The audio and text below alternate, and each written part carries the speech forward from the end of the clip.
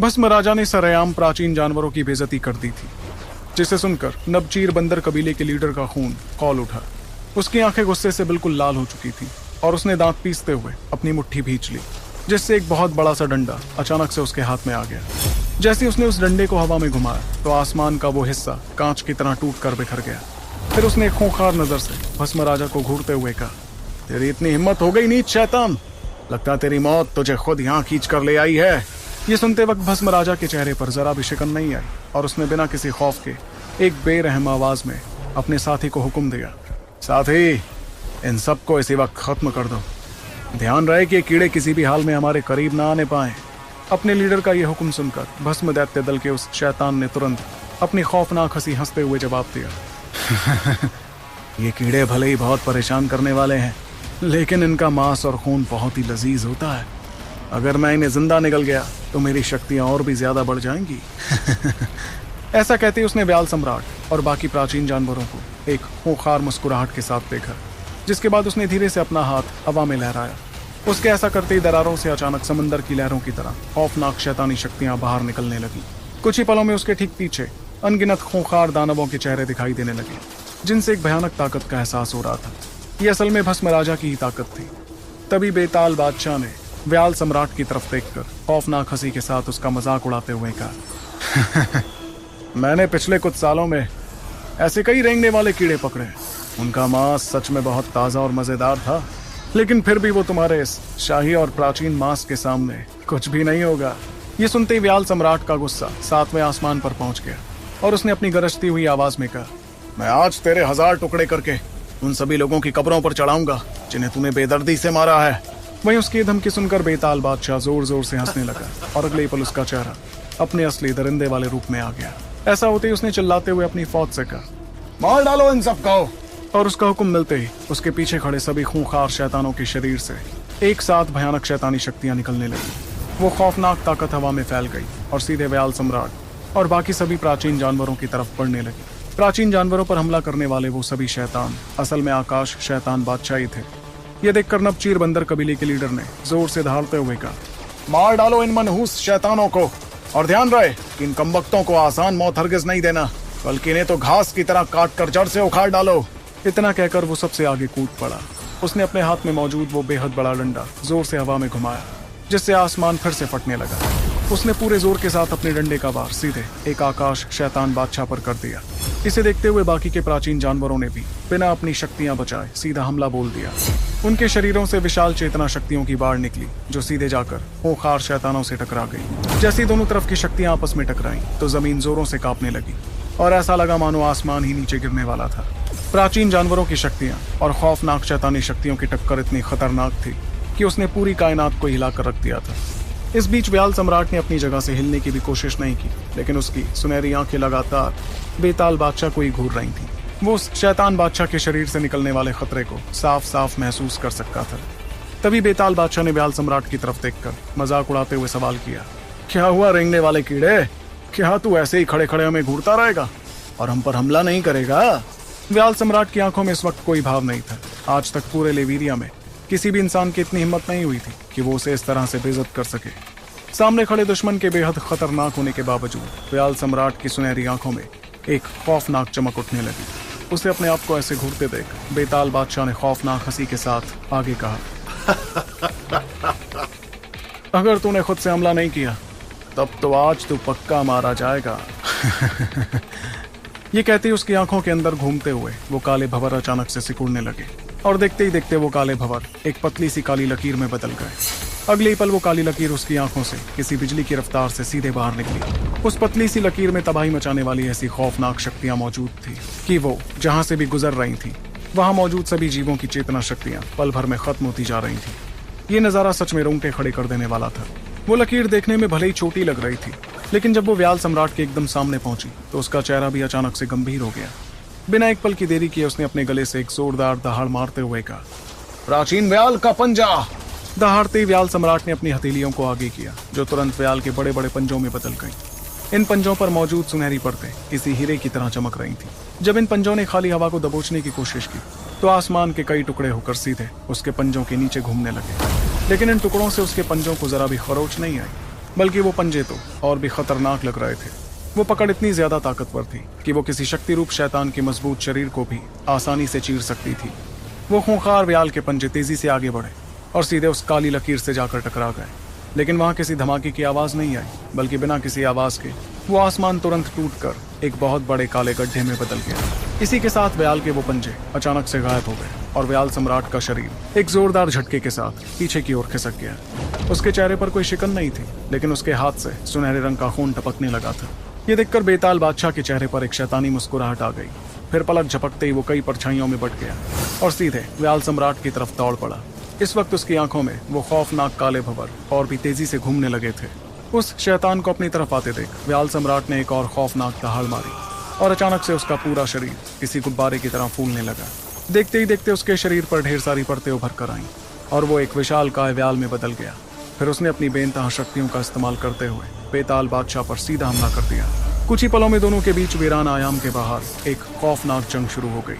उनके हर एक वार से जमीन कांप रही थी और ऐसा लग रहा था मानो पूरी दुनिया ही तबाह होने वाली थी। वहीं दूसरी ओर जब भस्म राजा ने देखा कि प्राचीन जानवरों के योद्धा उन्हें आगे बढ़ने से रोक रहे थे, तो उसने तुरंत अपना सिर घुमाकर शाहरांग, अरमान और अमर सचिव की तरफ देखा। ऐसा करते हुए उसने एक खौफनाक मुस्कुराहट के साथ तीनों योद्धाओं से कहा, तुम्हें क्या लगा था जब हम यहाँ पहुंचे सिर्फ तभी इस दुनिया में शैतान घुसे थे? बेवकूफों, हमारे साथियों ने लेवीरिया पर काफी पहले से कब्जा करना शुरू कर दिया था। अब ये बेवकूफी भरी उम्मीद तो छोड़ ही देना कि तुम्हारी मदद के लिए यहाँ कोई और भी आने वाला है। ये सुनकर शाहरांग ने नफरत से फुफकारते हुए कहा, अगर ऐसी बात है तो इसका सीधा सा मतलब यह है कि आज तुम्हारे जैसे बहुत से शैतान हम लेवीरिया वासियों के हाथों यहीं मारे जाएंगे। इतना कहकर उसने अपने कंधे के ऊपर से वीरान आयाम की तरफ देखा। अभी तक ब्रह्मांड जाल की मदद से 40 से भी ज्यादा प्राचीन भाले तैयार हो चुके थे। अजारिक की जान लेने के लिए उन्हें अभी भी लगभग 50 और प्राचीन भालों की जरूरत थी। उन्हें बस कैसे भी करके इन शैतानों को तब तक रोके रखना था जब तक कि वो बाकी बचे भाले तैयार नहीं हो जाते। इस बीच शाहरांग ने यहाँ भरते हुए कहा, अगर अग्निदेव धनंजय और जंगबाज पूर्वज आज यहाँ होते तो एक कमबख्त शैतान कभी अपने कदम इस तरह नहीं थिरकाते। शाहरांग असल में दोनों योद्धाओं की बहुत इज्जत करता था। भले ही शाहरांग खुद भी इन दोनों की तरह एक बेहद काबिल चरम का शक्ति रूप योद्धा था, लेकिन फिर भी उसे अंदर ही अंदर ऐसा लगता था कि वो उन दोनों के सामने कहीं भी नहीं टिकता था। कायदे से बहुत साल बीत चुके थे और पूरे लेवीरिया में कई खतरनाक योद्धा पैदा हुए थे। शाहरांग ने ऐसे कई होनहार योद्धा देखे थे, लेकिन अग्निदेव और जंगबाज पूर्वज जैसी ताकत और रुतबा उसने किसी और में नहीं देखा था। इतने में भस्म राजा ने शाहरांग की वो बात सुनकर जोर से चिल्लाते हुए कहा, हाँ, ये बात सच है कि वो दोनों हमारे लिए बहुत बड़ी मुसीबत है, लेकिन उन्हें यहाँ आने से रोकने के लिए ही मुझे अपने बहुत से काबिल साथियों को उनके पीछे भेजना पड़ा। अगर उन दोनों को थोड़ा और वक्त मिल जाता तो वो भी जरूर अजर अमर शहंशाह की तरह ही खतरनाक बन जाते। लेकिन बड़े अफसोस की बात है। इतना कहकर भस्म राजा के चेहरे पर एक डरावनी मुस्कुराहट छा गई और उसने अपनी बात पूरी करते हुए कहा, अफसोस की बात है कि तुम इंसानों को अब ये सब देखने का मौका ही नहीं मिलेगा। उसकी धमकी सुनकर शाहरांग ने गुस्से से अपने दांत पीसते हुए कहा, ये तो वक्त ही बताएगा भस्म राजा। पहले तुम और तुम्हारे ये नासमझ शैतान इस ब्रह्मांड जाल को तोड़ कर तो दिखाओ।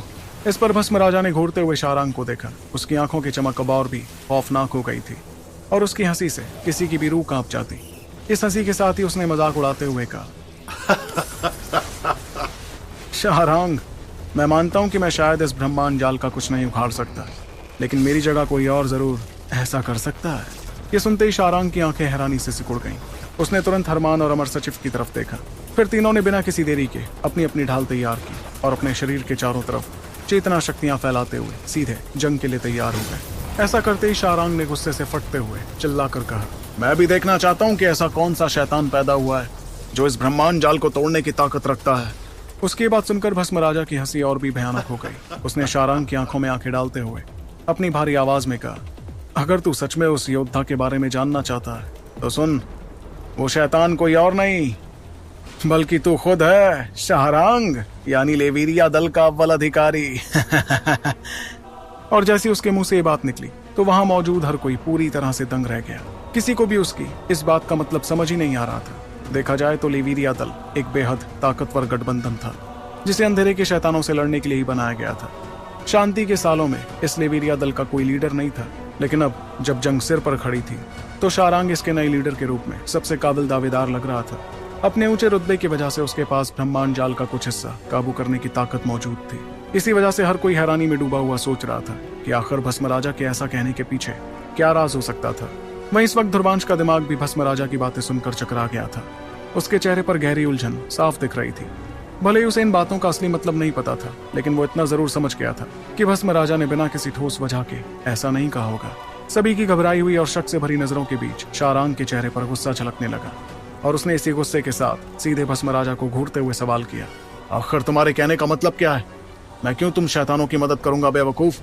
मैं तो तुम्हारे जैसे शैतानों का खात्मा करता आया हूँ और आगे भी करता रहूंगा। इस पर भस्म राजा की आंखों में एक अजीब सी चमक आ गई और उसने शारांग की तरफ देखकर चालाकी से मुस्कुराते हुए कहा, शैतानों का खात्मा तो करते आए हो तुम, मगर तुमने जो हमारे शैतान बादशाह मारे हैं वो लेवीरिया में रहकर मारे हैं क्या? तुम्हें ऐसा करने के लिए हमारी दुनिया में आना पड़ा था। उसके बाद मैं मानता हूँ कि तुमने मेरे बहुत से शैतान बादशाह मौत के घाट उतार दिए थे, बल्कि तुमने तो आकाश शैतान बादशाहों को भी नहीं बख्शा था और फिर तुम हमारी दुनिया से बचकर वापस लेवीरिया लौट आए। ये सच में बहुत बड़ी बात है। ये कहकर वो अचानक रुक गया और उसने अपना सिर थोड़ा सा झुकाते हुए बड़ी चुभने वाली हंसी के साथ आगे कहा, लेकिन क्या तुम्हें सच में लगता है कि तुम सिर्फ अपनी ताकत के दम पर मेरी आंखों के सामने से बचकर निकल कर गए थे? याद करो, उस वक्त तुम इतने भी ताकतवर नहीं थे शारांग जितने आज हो। जैसे ही शारांग ने उसकी ये बात सुनी तो उसकी रीढ़ की हड्डी में सीरन दौड़ गई। इतना ही नहीं, उसके दिल में एक अजीब सी घबराहट महसूस होने लगी थी। तभी अचानक वहां एक काली शैतानी ताकत उमड़ने लगी, जिसने देखते ही देखते एक भयानक परछाई का रूप ले लिया। उस परछाई की आंखें एकदम सफेद और बेजान थी और वो बड़ी अजीब तरह से शारांग को देखकर मुस्कुरा रही थी। जब शारांग ने उस परछाई को देखा तो उसकी आंखें फटी की फटी रह गईं। उसे देखकर जोरदार झटका लगा कि वो परछाई उसी आकाश शैतान बादशाह की थी जिसे उसने शैतानों की दुनिया में जाकर मारा था। इस एहसास के चलते वो बुरी तरह हड़बड़ाते हुए चिल्लाया, ये कैसे हो सकता है? ये अभी तक जिंदा कैसे? इसे तो मैंने खुद मार डाला था।